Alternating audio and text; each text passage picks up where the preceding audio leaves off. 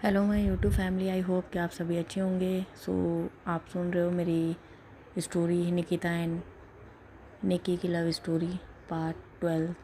यहाँ पर मैं स्टोरी को स्टार्ट करने से पहले थोड़ा सा मैं यहाँ पे आपको बोल दूँ कि यार अगर आप लोग ना चैनल को सब्सक्राइब नहीं करोगे और अगर वीडियो नहीं देखोगे लॉन्ग टाइम में तो देखो मुझे मोटिवेशन नहीं मिलेगा। इसलिए थोड़ा सा सपोर्ट करो ताकि मैं अपनी जो स्टोरीज़ है वो मैं आप तक पहुंचाऊं, ताकि आपको भी अच्छी लगे और मुझे भी अच्छा लगे।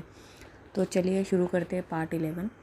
यहाँ पर हम देखते हैं निक्की मॉर्निंग में जब सो के उठती है तो उसका गुस्सा आसमान को छू जाता है, क्योंकि इशिता उसे हक करके सो रही थी। निक्की उसके हाथों को एक झटके से हटा देती है और तभी उसका फ़ोन बजता है।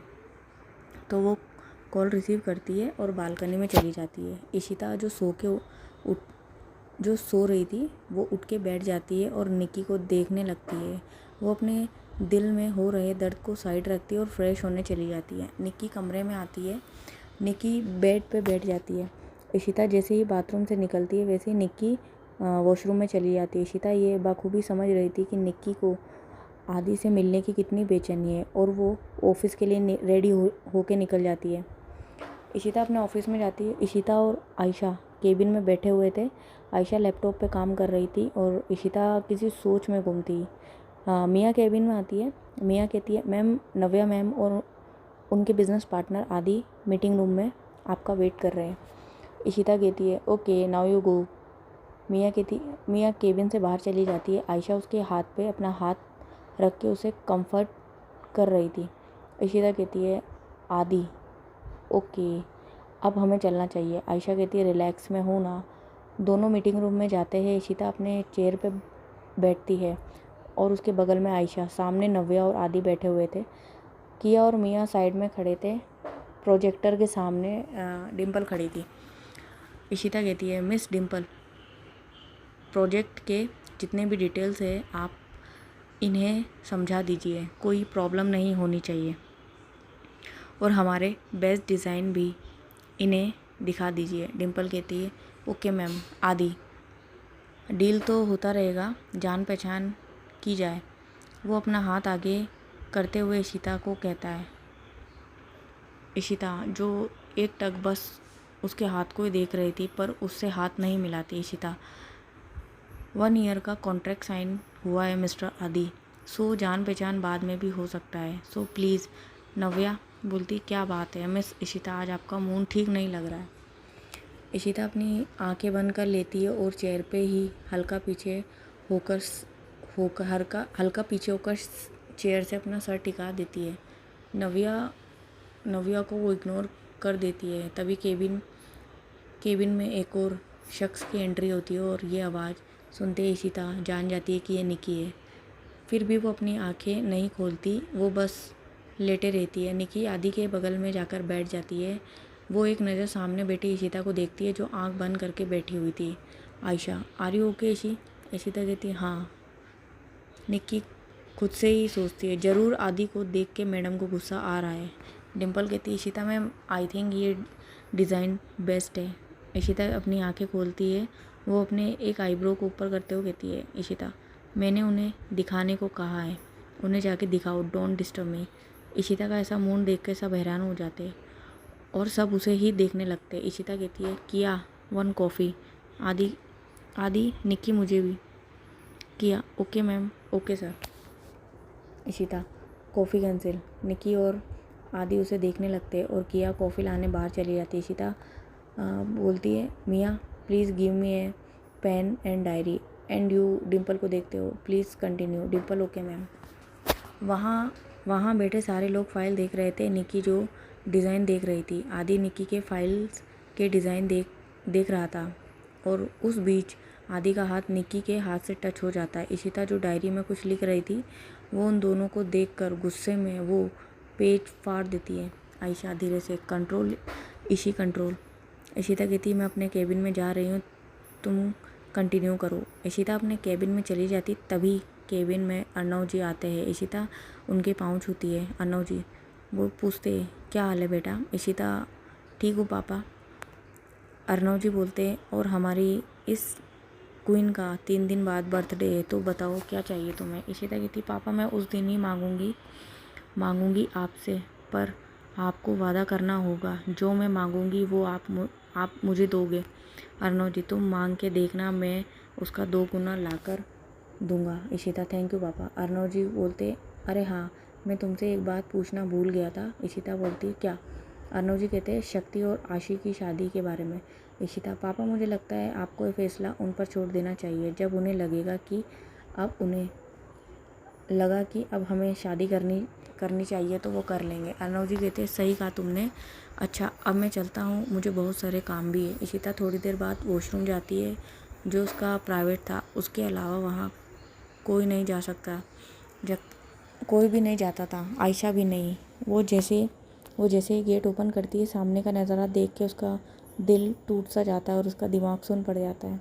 उस वॉशरूम में कोई आता जाता नहीं है, ये सोचकर निक्की और आदि उस बाथरूम में घुस गए थे और एक दूसरे को किस कर रहे थे। इशिता वहाँ से निकलकर अपने केबिन में आ जाती है और उसे लॉक कर देती है। लॉक करते ही उसकी आंखों से आंसू निकलने लगते हैं। उसके दिमाग में वो एक मूवी की सीन की तरह चल रहा था। वो अपना हाथ जोर से टेबल पे मारती है और टेबल पे रखे सारे सामान को इधर उधर फेंकने लग जाती है और रोते हुए फ्लोर पे बैठ जाती है इशिता। ओह गॉड, ऐसा क्या गुनाह कर दिया मैंने जो मुझे इतना दर्द हो रहा है। थोड़ा थोड़ा दर्द देने से अच्छा है आप एक बार में ही मुझे उठा लो। वो इतना कह के रोने लगती है। उसके सीने में बहुत ही ज़्यादा तेज़ दर्द हो रहा था। उसे ऐसा फील हो रहा था जैसे किसी ने खंजर मार दिया हो।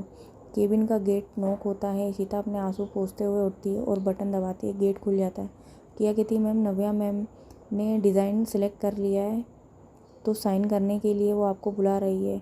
फिर वो केबिन को देखने लगती है। इशिता नज़र घुमाती है तो सारा सामान नीचे गिरा हुआ था। इशिता कहती है और ये केबिन जल्दी से जल्दी साफ़ करवाओ। मीटिंग रूम में अब हम देखते हैं इशिता। सो मिस नव्या, आपके डिज़ाइन बेस्ट है, ये टेंडर पास हो जाएगा। नेक्स्ट टेंडर का तब तक आप डिज़ाइन सेलेक्ट कर लीजिए। नव्या थैंक यू मिस इशिता। वैसे आपकी आँख इतनी लाल क्यों है, आप रात भर सोई नहीं क्या। इशिता कुछ बोलती आदि और निक्की मीटिंग रूम में आते हैं। इशिता की आंखें फिर से नम होने लगती है। वो सब याद करके कोई उसके आंसू देख पाता उससे पहले ही वो अपना गॉगल्स लगा लेती है।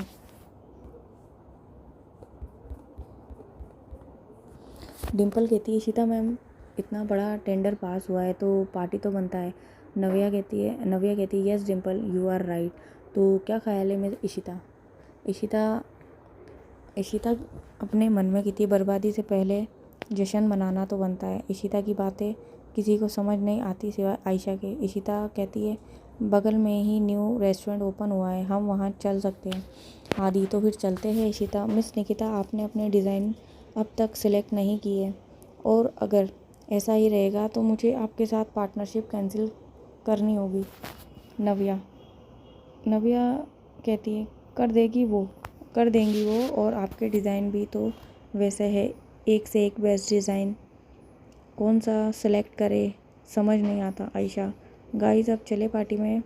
सारे लोग ऑफिस से निकलकर बगल में रेस्टोरेंट जाते हैं। एक साइड नव्या, निकी और आदि बैठते हैं और एक साइड आयशा, डिम्पल और एक चेयर खाली थी। साइड वाले दोनों सीट पे किया और मियाँ बैठे हुए थे। आयशा कहती है इशी बैठो। इशिता जो खड़ी थी वो बार बार निकी को देख रही थी, जो आदि से हंस हंस कर बात कर रही थी, और निकी के हाथ पे आदि ने अपना हाथ रखा हुआ था। इशिता नहीं तुम लोग बैठो, मैं अकेले साइड में बैठने जा रही हूँ। आयशा कहती है अच्छा ठीक है मैं भी चलती हूँ। इशिता नहीं, मुझे अकेला रहना है, मेरी तबीयत ठीक नहीं है, तुम एंजॉय करो। आयशा अच्छे से समझ रही थी इशिता की प्रॉब्लम, पर अभी वो कुछ नहीं करना चाहती थी, क्योंकि वो कुछ भी करती तो उसके प्लान पे पानी फिर जाता। इशिता दूसरे टेबल पे जाकर बैठ जाती है। इधर ये लोग खाना ऑर्डर करते हैं और कुछ देर में ऑर्डर आता है। वो लोग खा रहे थे। आदि निक्की को अपने हाथों से खिला रहा था। किया और मियाँ और डिम्पल ये देख के शौक थे कि ये कैसे किसी और से इतना फ्रेंडली हो रही है, जबकि उस दिन खुद इशिता ने फ्रेंडली होने पे मुझे बाहर निकाल दिया था। किया इशिता मैम को क्या हुआ है। आयशा क्या मतलब है तुम्हें। किया। नहीं मतलब सुबह से उन्होंने एक कप कॉफ़ी भी नहीं लिया, लंच भी नहीं किया और अब डिनर भी नहीं कर रही आयशा। जब दिल और दिमाग में जंग चल रहा हो तो भूख प्यास सब मिट जाती है। आयशा एक नज़र इशिता को देखती है जो साइड में बैठी कहीं गुम थी। सारे लोग इशिता को ही देख रहे थे। इतनी रात को भी उसने ग्लासेस लगा रखा था। निकी एक नज़र इशिता को देखती है और फिर आदि से बात करने लगती है। इशिता पेमेंट करती है, बाहर जाकर कार में बैठ के घर आ जाती है। यह राठौड़ विला दिखाया जाता है। आशी और शक्ति रूम में आती है। इशिता जो लैपटॉप पे काम कर रही थी, इशिता लैपटॉप पे उंगलियां चलाते हुए सोचती है, इशिता क्या चाहिए? आशी दी हमें कल शॉपिंग पे जाना है। इशिता किस लिए? आशी आपकी बर्थडे पार्टी में पहनने के लिए कुछ तो चाहिए। इशिता ठीक है, शॉपिंग पे जाने की ज़रूरत नहीं है, सारे सामान यहीं आ जाएंगे, तुम्हें जो पसंद आए रख लेना। जीजू आपकी तबीयत तो ठीक है ना?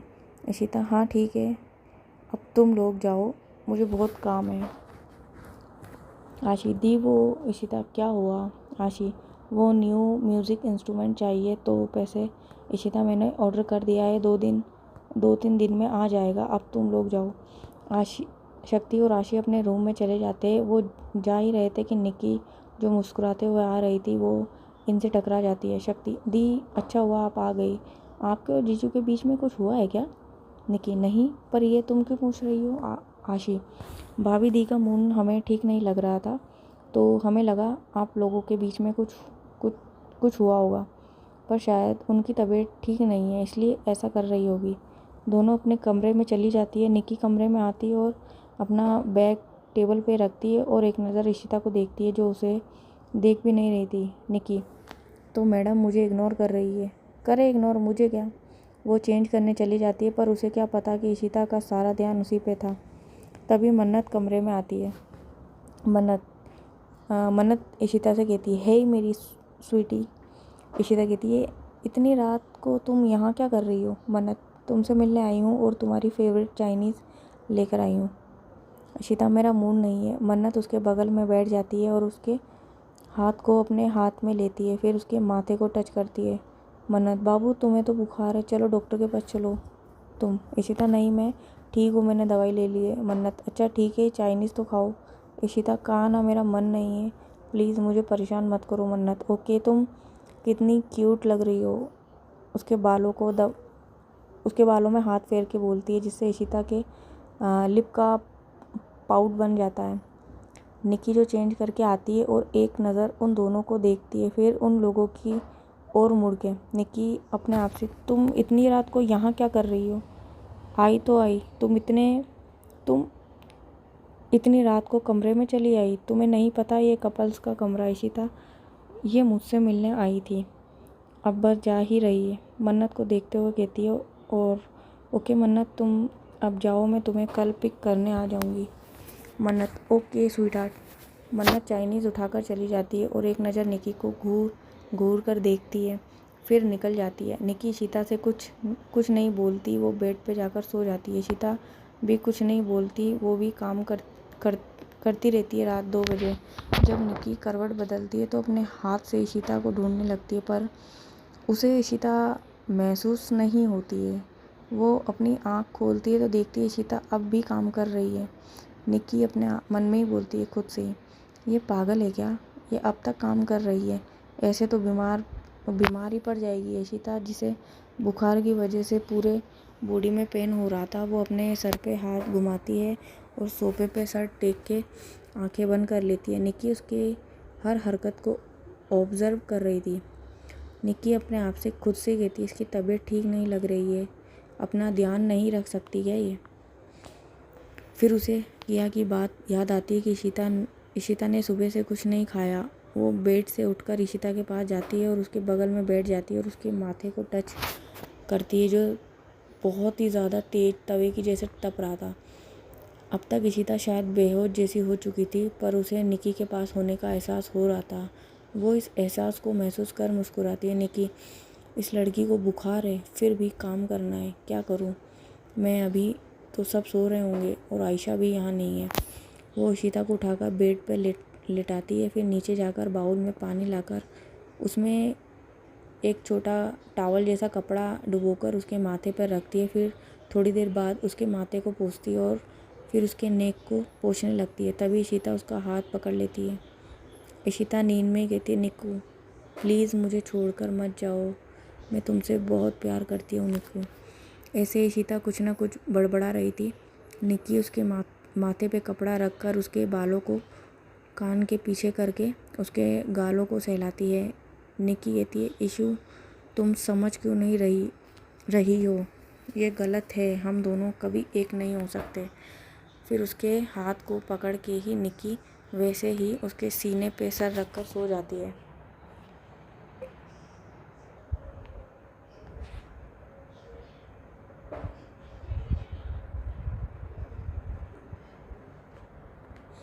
तो आज की हम स्टोरी यहीं पे समाप्त करते हैं गाइस। तो मिलते हैं हम नेक्स्ट पार्ट पर। तो आई होप कि आप लोगों को मेरी जो स्टोरी है वो पसंद आ रही होगी। बस इतनी सी रिक्वेस्ट है कि हेल्प करो, सबसे पहले तो मेरी स्टोरी को वॉच करो, सब्सक्राइब करो और कमेंट ज़रूर करना, और हो सके तो शेयर भी करो ताकि मेरी स्टोरी को और भी लोग सुन पाएँ।